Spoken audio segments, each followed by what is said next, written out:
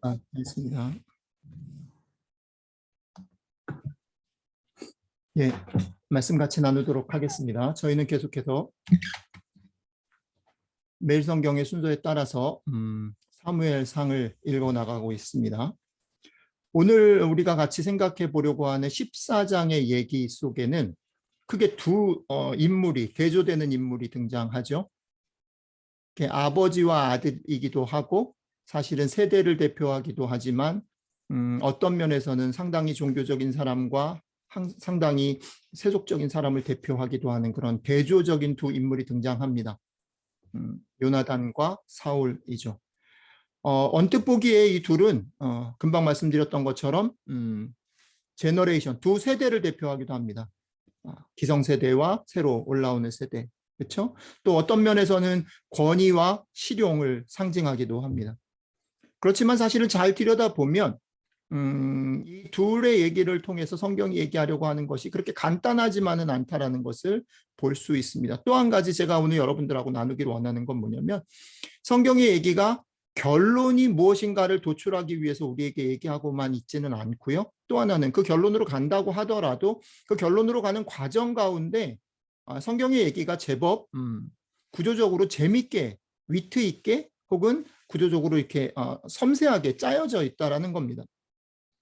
그렇기 때문에 성경의 얘기를 우리가 읽거나 묵상하거나 아니면 들을 때에, 설교를 들을 때에 주의했으면 좋겠다 싶은 게 뭐냐면 그러니까 오늘 요나단과 사울이 등장할 때 요나단이 맞아, 사울이 맞아. 사울은 뭐가 틀렸지? 요나단은 뭘 잘했지? 그럼 우리는 뭘 본받아야 되지? 라는 교훈과 결론으로 빨리 가지 말고 그 얘기를 풀어내가는 성경의 얘기를 천천히 좀 따라가면서 성경이 때로는 웃길 때는 같이 웃고 성경이 좀 이렇게 좀 심각할 때는 같이 심각하면서 템포를 좀 맞춰가면 좋겠다는 겁니다.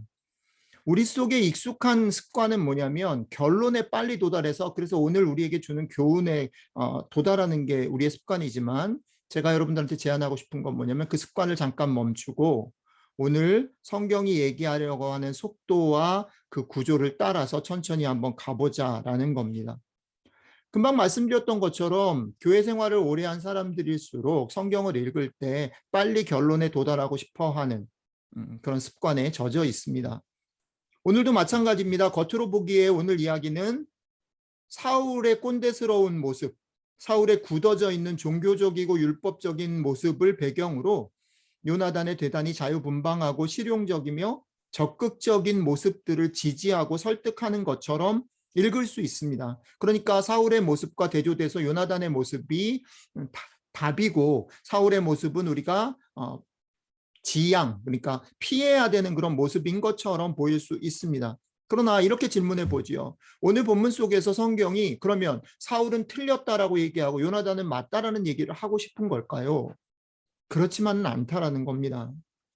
왜 그 말을 들을 수 있냐면 오늘 얘기 속에 되게 재밌는 게 뭐냐면 오늘 두 스토리, 사울 얘기랑 요나단 얘기가 이렇게 중첩되기도 하고 이렇게 만날 듯이 헤어지기도 하고 또 때로는 그 속에 반전이 있으면서 그 얘기가 다 끝나고 난 다음에 결론 부분에 가면 여러분들 14장 나중에 읽어보십시오. 14장 뒷부분에 가면 14장이 어떻게 매듭이 져지냐면 어쩌면 전체적으로 사울이 잘못한 것을 얘기하고 있는데 그 잘못한 것처럼 보이는 사울이 어떻게 왕위를 하나하나 빌드업해 가는가, 사울이 어떻게 왕이 되어 가는가, 사울의 승리의 그림들을 14장이 소개하면서 맺고 있다는 사실입니다. 그러니까 무슨 말이냐면 오늘 이 스토리 얘기는 14장의 얘기는 사울은 틀렸고 요나단이 맞다, 요나단은 승리했고 사울은 실패했다라는 얘기를 다루는 스토리가 아니라 둘 다 승리한 얘기를 다루고 있다라는 거죠.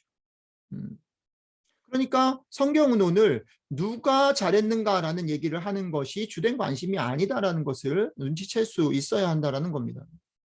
그러니까 앞에서 제가 말씀드렸던 것처럼 오늘 스토리를 특별히 읽으실 때에 우리에게 익숙한 관심, 그러니까 누가 옳은가, 오늘의 교훈이 뭔가라는 그것으로 빨리 달려가지 말고 멈춰서서 성경이 우리에게 다양하게 말을 걸어오는 어떻게 보면 이렇게 에피소드들 사이사이에 재미있는 그런 장치들이 있거든요. 그런 것들을 좀 천천히 읽어가면서 천천히 살펴보는 것 속에 어쩌면 우리의 삶 속에 우리가 지금 처해 있는 자리, 우리가 처해 있는 자리가 다 다를 수 있거든요. 어떤 사람은 사울일 수도 있고, 어떤 사람은 요나단일 수도 있고, 어떤 사람은 요나단의 어떤 모습일 수 있고, 어떤 사람은 사울의 어떤 모습일 수 있는데, 우리들의 삶의 자리에 찾아오셔서 우리들의 삶의 자리에서 말을 건네시는 얘기들을 좀 들어보자라는 거죠.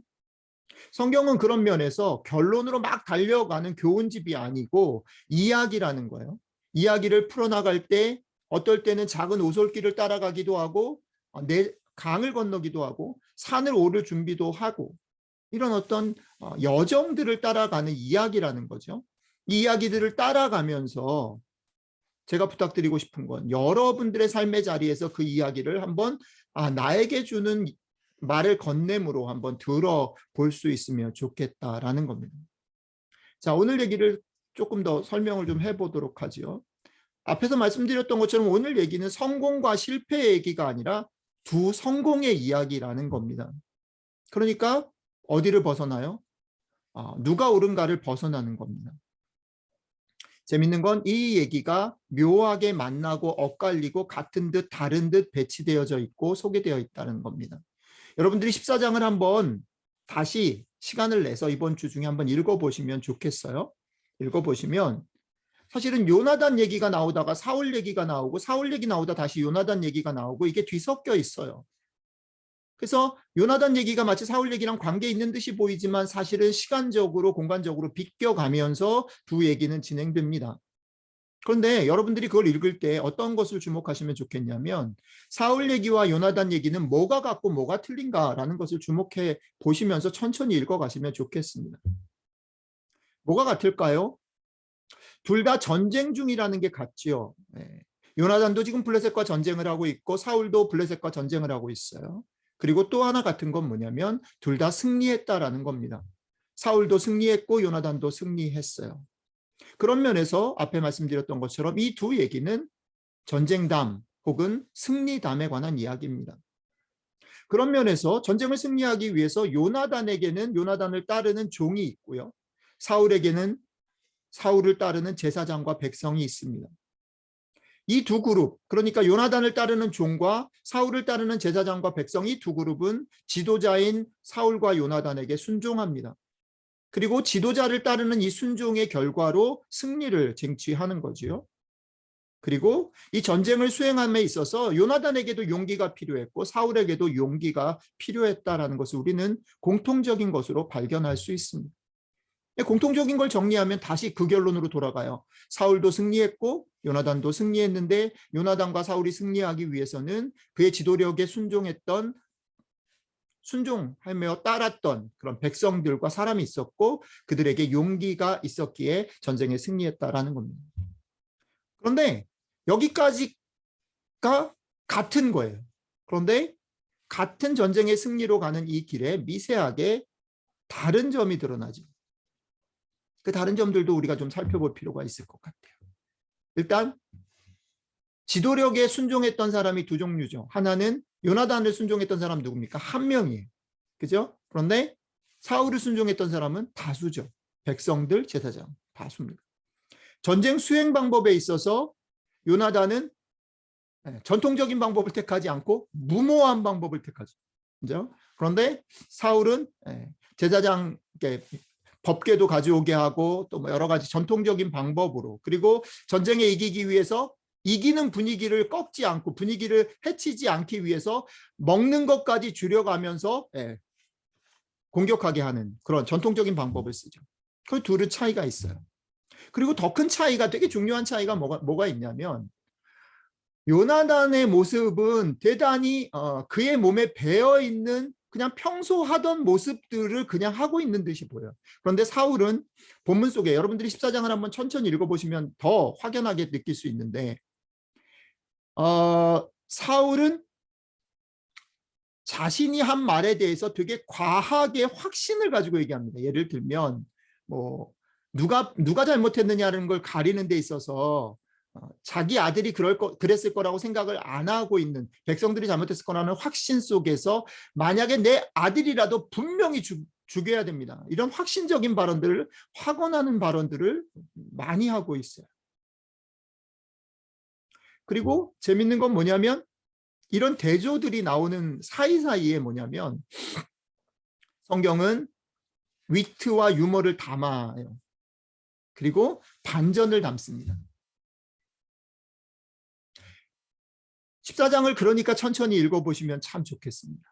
이 위트와 반전 그리고 이 대조들이 하나하나 여러분들에게 말을 거는 어떤 자리들입니다. 반전이라는 것은 뭘까요? 사울은 확신 가운데 얘기를 했어요. 그런데 반전은 뭐예요? 그 잘못이 자기 아들에게 있었다는 거죠. 그러니까 자기가 확신 있게 말했기 때문에 자기 아들이 잘못한 것을 덮을 수 없어요. 그런데 그 잘못을 누가 가리고 덮습니까? 백성들이 가리고 덮습니다. 또 하나 재밌는 위트가 뭐냐면 동일하게 반복되어지는 것 속에 요나단을 따랐던 한 사람도 요나단에게 이렇게 말합니다. 당신이 원하는 대로 하십시오. 근데 뒤에 보면 사울을 따르는 백성들도 사울에게 그렇게 말합니다.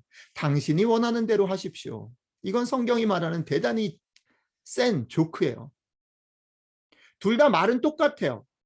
그 요나단을 따르는 사람도 요나단이 원하는 대로 순종하겠습니다라고, 백성도 그 말을 따르겠다고 얘기했는데 이 두 말은 똑같지만 정반대 위치에 있습니다. 정반대.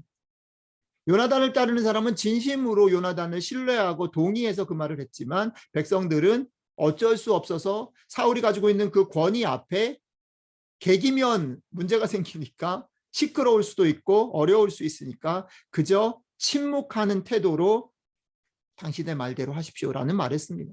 이런 것이 성경이 말하는 조크입니다. 자, 그런데 아까 제가 그런 말씀을 드렸어요. 이게 14장을 이렇게 관통하는 오솔길이고 내를 건너는 것이고 산을 오르는 것들이에요. 이렇게 굽이굽이 있어요. 그런데 이것은 성경을 읽는 우리에게는요, 우리들의 삶의 자리에서 우리에게 말을 거는 것이라는 겁니다. 무슨 말일까요? 우리들의 삶에도 이런 모습들이 고스란히 있다라는 거예요. 때로는 우리가 우리의 삶 가운데 용기를 내서 달려가는 때가 있을 수 있죠. 때로는 용기를 내야 되는 게 아니라 내가 익숙하고 안전한 울타리에 그냥 머무르기를 택하거나 그거를 더 필요로 하는 때가 있습니다. 때로는 확신에 찬 말이 필요하기도 하지만 반대로 그 확신에 찬 말 속에는 소리를 크게 내는 것 뒤에 뭐예요? 나의 불안함이 숨겨져 있어요. 떨고 있기 때문에 더 소리를 내는 거예요. 여러분 그런 거 경험해 보셨어요? 내가 정말 잘못했다라는 걸 알아요.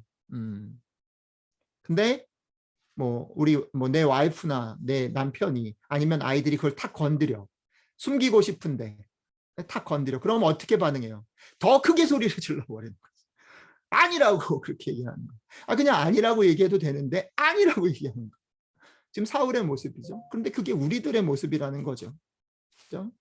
그리고 또 어떤 게 있어요. 내 기대와 소망은 여긴데 그것이 반전처럼 일어나는 일들이 있어요. 나는 이렇게 될 거라고 생각하고 달려갔는데 그게 전혀 이루어지지 않는 삶의 아픈, 어떻게 보면 위기같이 느껴지는 시간도 있어요. 오늘 14장이 얘기하고자 하는, 보여주고 있는 여러 가지 삶의 모습들은 그들의 모습일 뿐 아니라 우리들의 모습이라는 거죠. 그리고 그게 우리들의 삶이고 우리들의 신앙이라는 거죠. 우리들은 때로는 지칩니다. 때로는 낙심합니다. 때로는 용기를 내지만 때로는 두려워합니다. 때로는 큰 소리를 내지만 그 속에 떨고 있습니다. 때로는 이것을 기대하지만 그 기대가 이루어지지 않는 절망감 속에 살기도 합니다. 그러나 좋은 건 나이고 나쁜 건 내가 아닌 게 아니라 좋은 것도 나고 나쁜 것도 나고 용기를 내는 것도 나고 실망하는 것도 나고 큰 소리 치는 것도 나고 그 속에 떨고 있는 것도 나라는 거죠. 여러분들이 오늘 자리가 어딘지 모르겠어요. 여러분들의 자리에서 여러분들에게 말을 걸어오시는 하나님의 말 걸음에 대해서 잠시 머무르면서 귀 기울여 보시면 좋겠습니다.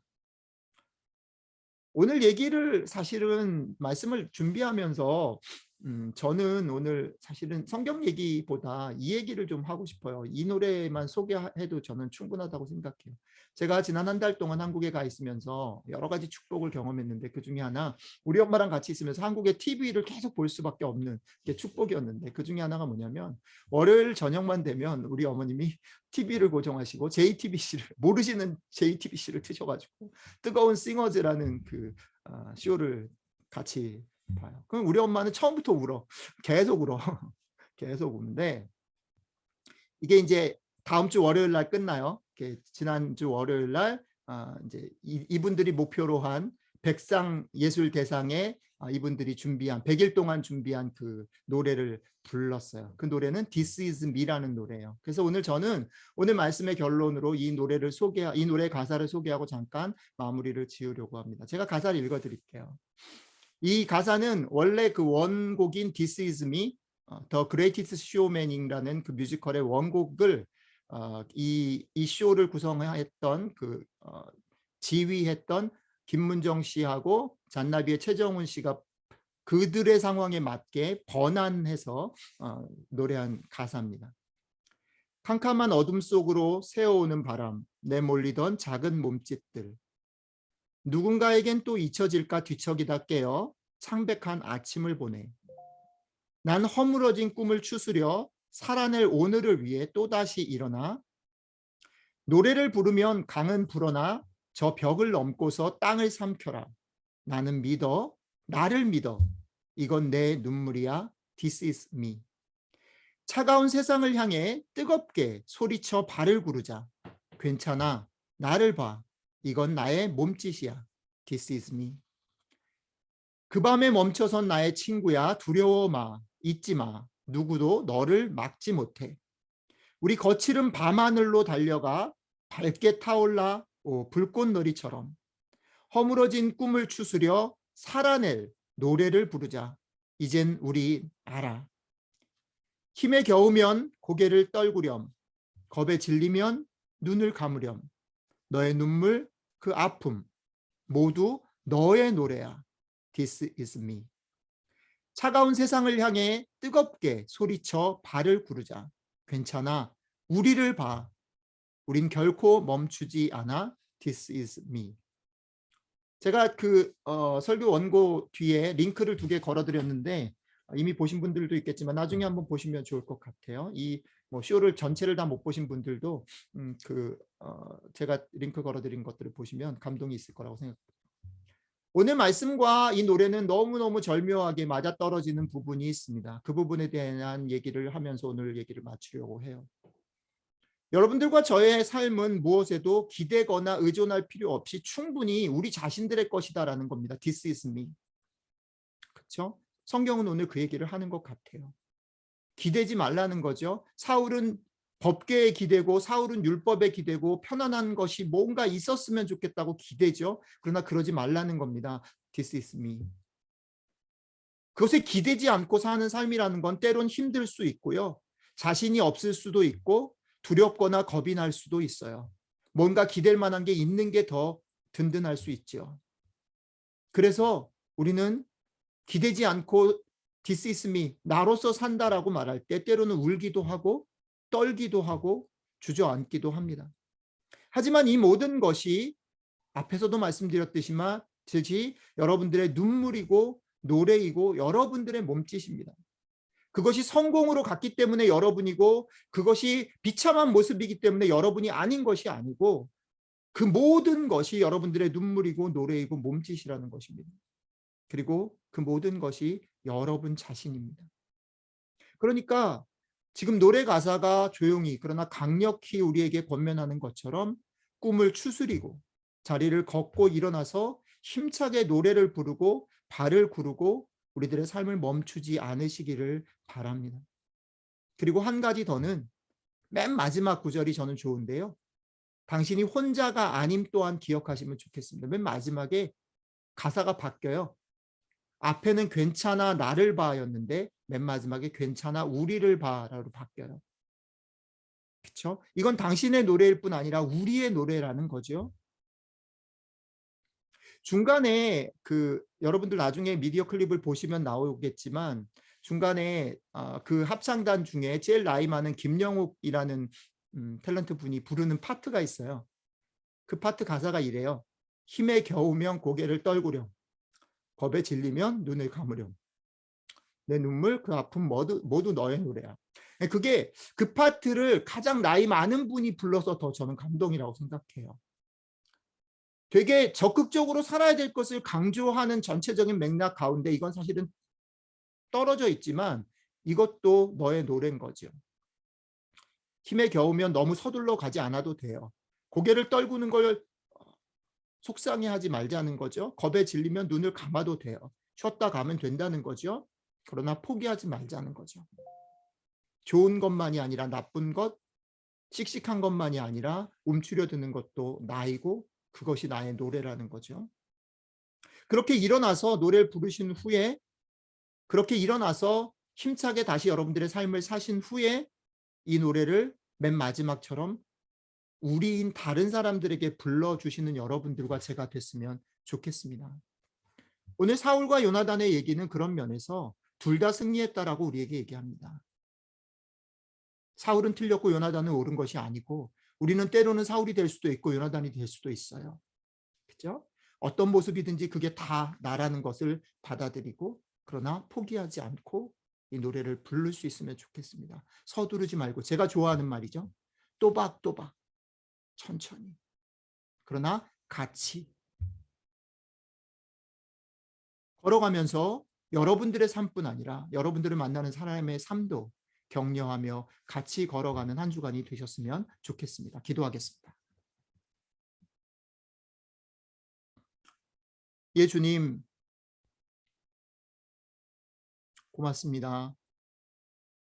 우리에게 이렇게 격려를 받을 만한 말씀이 있고 노래가 있고 그 노래와 말씀을 우리에게 지금도 들려주시는 주님이 계셔서 참 좋습니다. 우리들의 삶이 좋고 화려하고 성공하고 잘 나갈 때만이 아니라 두려워하고 주저앉고 싶고 막막하고 일어서기 힘들 때에도 그것 또한 우리의 삶이고 그것 또한 우리의 눈물이고 우리의 노래인 것 기억하게 하시고 너무 좋은 것, 성공한 것으로만 달려가지 않고 때로는 쉬는 것을 두려워하지 않고 때로는 눈을 감는 것을 속상해하지 않고 그러나 어깨를 걸고 같이 걸어갈 수 있는 저희들이 됐으면 참 좋겠습니다. 이번 한 주 저희들의 삶에 어떤 일들이 주어지든지 그 삶의 구비구비 속에서 주님 격려하시는 이 말씀 붙잡고 힘내서 포기하지 않고 다시 이 노래를 부를 수 있는 내가 나다라고 선언할 수 있는 진돌교회 식구들 되게 도와주십시오. 감사드리며 우리 주 예수님 이름으로 기도드렸습니다. 아멘.